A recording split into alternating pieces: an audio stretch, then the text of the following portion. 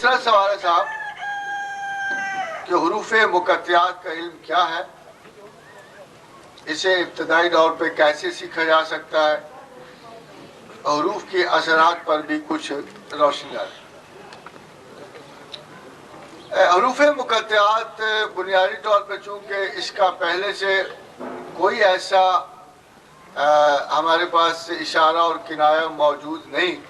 हज़रत इब्न अब्बास की एक रिवायत के बाद तारीख़ इस्लाम में सिर्फ एक और एक्सपर्ट इसके गुज़रे और वो हज़रत शेख मोहिउद्दीन इब्न अरबी थे, जिन्होंने फतूहात मक्किया में इसकी वजाहत की है।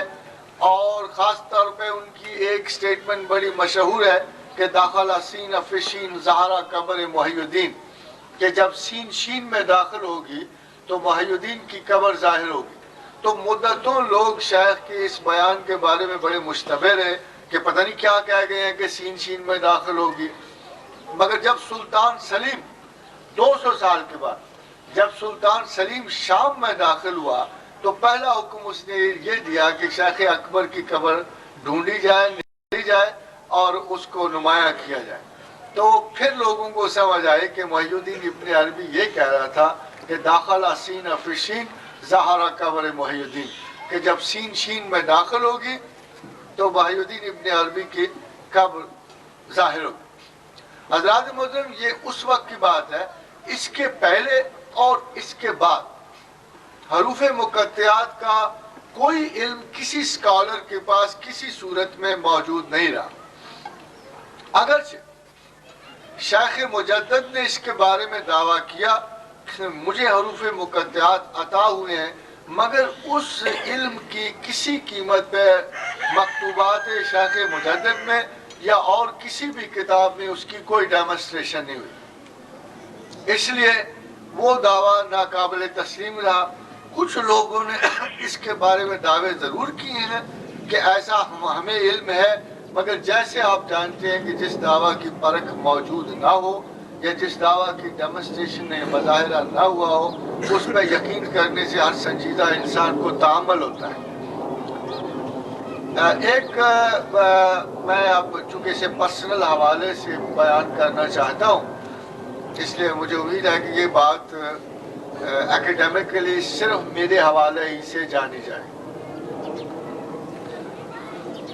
बारिश के एक दिन मैं इसी उधेड़ बुन में एक दफ़ा मैंने अल्लाह से अर्ज़ की कि लगता है कि सारा कुरान जो है बंदों के लिए नहीं लगता, और अगर सारा कुरान बंदों के लिए न था तो फिर आपने बंदों को कुरान पढ़ने की, पूरा कुरान पढ़ने की ज़हमत ना दी होती, को बॉर्डर लगा दिया होता कि बंदे ये पढ़ें वो ना पढ़ें, ये ना करें। और अगर हुरूफ मुकत्तियात भी कुरान का हिस्सा है तो ये कितनी अजीब सी बात है कि किसी इंसान को इनका इल्म नहीं हासिल हो सका और ना ये किसी इल्म का हिस्सा बन सके।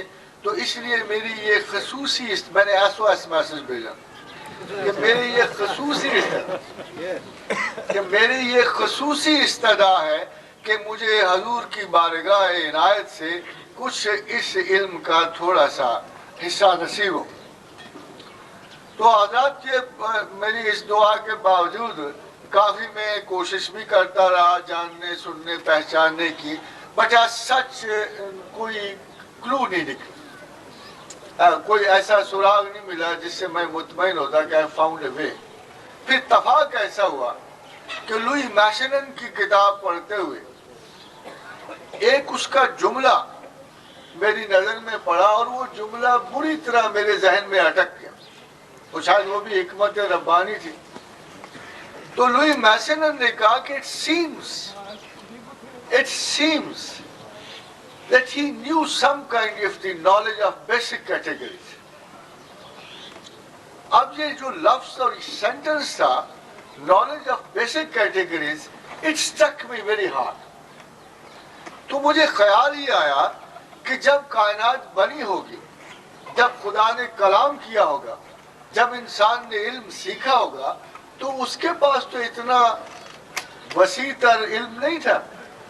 तो बेसिकली जितनी भी कायनात में चीज़ें उसे नज़र आई होंगी اور جتنے بھی خیال اس میں آئے اس نے کیٹیگرائز کیے ہوں گے انڈر 1 or 2 heads.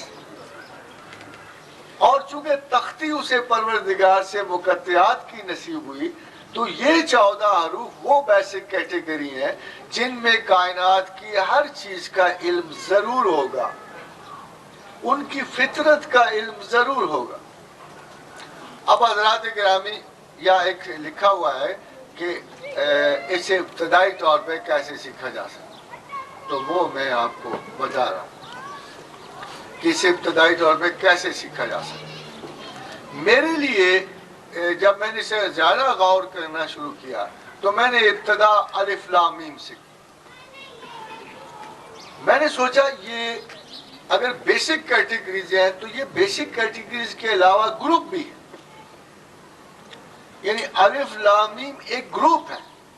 الف بیسک کیٹیگری ہے، لام بیسک کیٹیگری ہے، میم بیسک کیٹیگری ہے، مگر یہ اکٹھے ہو کے ایک گروپ بناتے. تو جب میں نے گروپنگ کو دیکھا تو باقی کے اسماء مقطعات بھی گروپنگ میں نظر آئے اور چھوٹے چھوٹے یہ گروپ بنے ہوئے ہیں. تو مجھے یہ خیال ہوا کہ میں ان گروپس کی افینٹی کو چیک کروں. کیا یہ واقعی ہے کہ الف لام کی افینٹی ہے؟ کیا یہ واقعی ہے کہ الف لام کی افینٹیز قائم ہے؟ کیا یہ واقعی یہ بات صحیح ہے کہ یہ اسماء جب آپس میں ملتے ہیں تو کچھ اسماء آپس میں متصادم ہو جاتے ہیں اور کچھ اسماء آپس میں موافق ہو جاتے ہیں؟ تو میں ابھی اس ادھیڑ بن میں پڑا ہوا تھا کہ مجھے مسند اہل بیت کی ایک حدیث نظر آئی جس میں حضرت علی کرم اللہ وجہ کی روایت سے حضرت عمر رضی اللہ تعالیٰ اور حضرت علی کا ایک مکالمہ درج تھا.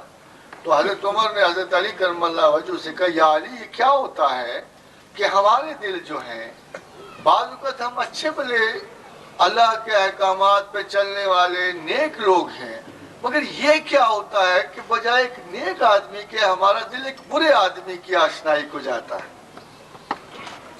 اور اسی طرح یعنی باوجود کوشش کہ ہم ایک نیک آدمی سے دوستی اور محبت نہیں رکھ سکتے مگر ایک برے آدمی کو دل بھی کھچتا ہے، اسی کی صحبت اچھی لگتی ہے.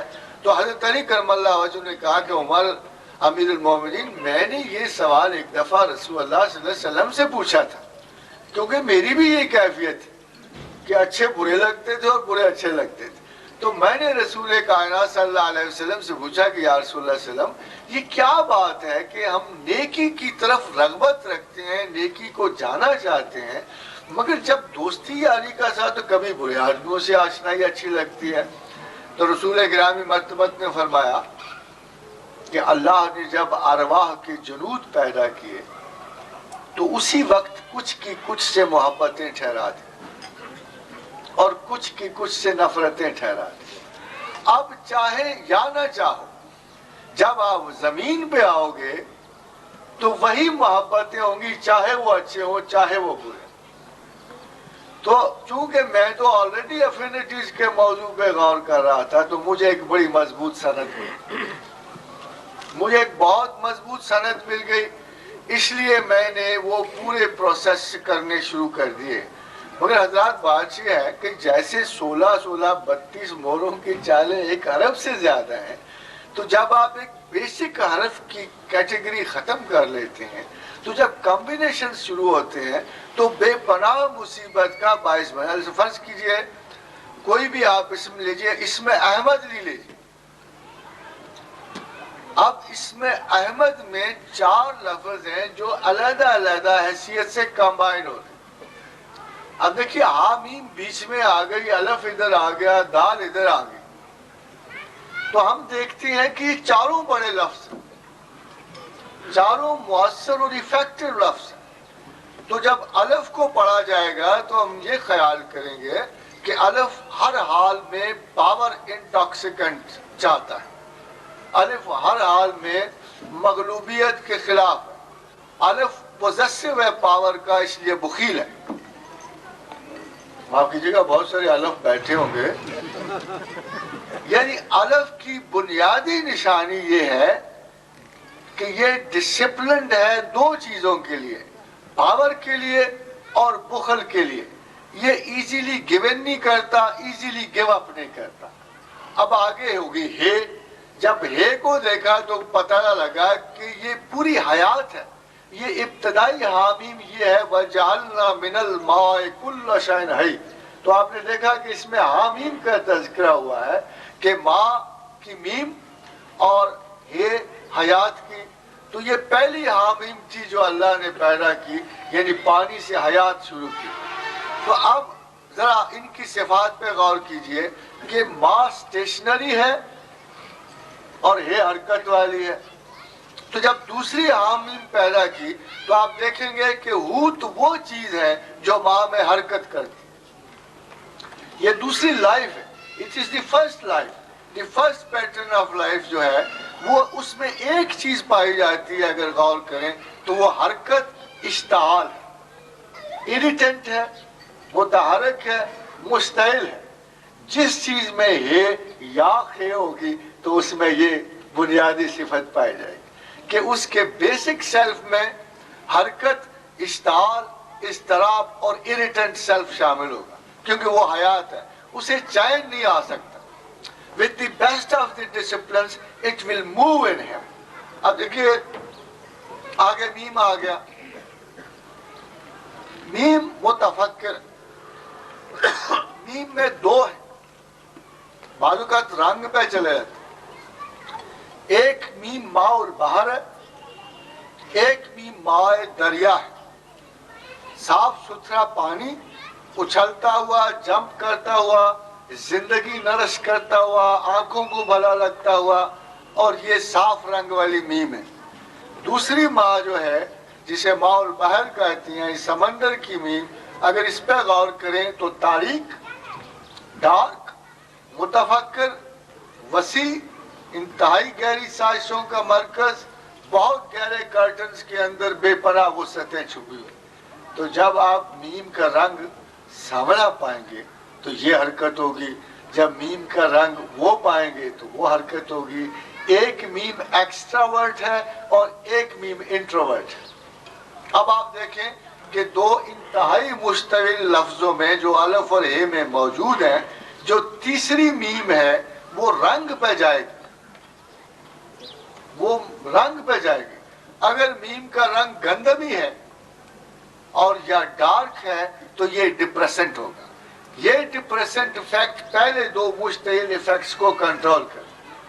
आगे आगे दाल जो सुस्ती की है, वजूद के भारेपन की है, हजरत दाऊद की है, बेपनाह तकवे और शिद्दत गजब की है। अब ये तीनों चीजें मिलके अलफ कंट्रोल कर रहा है, हे कंट्रोल कर रही है, मीम डिप्रेसेंट है, दाल दोबारा गुस्सा दिलाती है, तो ये इंतहा दर्जे की कारकर्दगी को ये नाम जाएगा। अहमद जो है इंतहा दर्जे की कारकर्दगी को नाम जाएगा, मगर कारकर्दगी के साथ साथ एक्सट्रीम एंग्री सेंसिटिविटी की वजह से स्टमक अपसेट का शिकार होगा, गैस्ट्रोएंटराइटिस जरूर होगा, मुहक्कक होगा मगर बीमार होगा।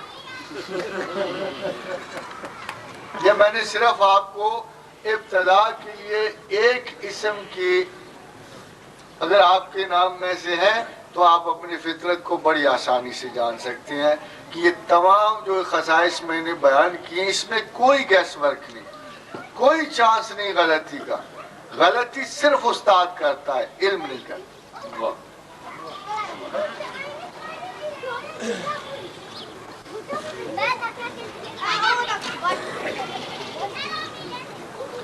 साहब ये सवाल